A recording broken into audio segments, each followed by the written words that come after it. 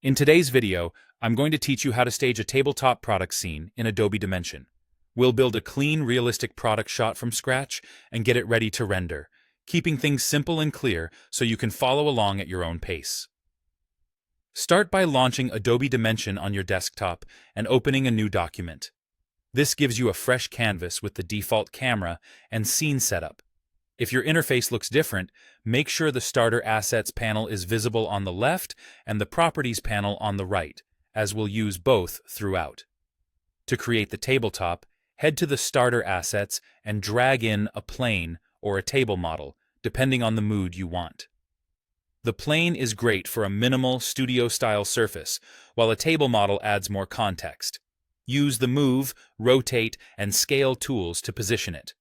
A quick tip: hold Shift while scaling to keep proportions consistent, and use the gizmo handles to nudge objects precisely along one axis. Next, add visual interest by dragging in a few simple 3D models like a box, cylinder, or cube. These can act as product stands, background props, or framing elements. Arrange them around where your hero product will sit, leaving breathing room so the composition doesn't feel crowded. Think about balance and depth. Varying heights and distances will make the scene feel more natural. Select any object in your scene, then open the Materials section in Starter Assets. Choose a material such as plastic, wood, or metal and drag it onto the object. With the object still selected, switch to the Properties panel to fine-tune how it looks. Adjust color to match your brand or concept, tweak roughness to control how glossy or matte it appears, and use the Metallic slider to dial in how reflective it should be.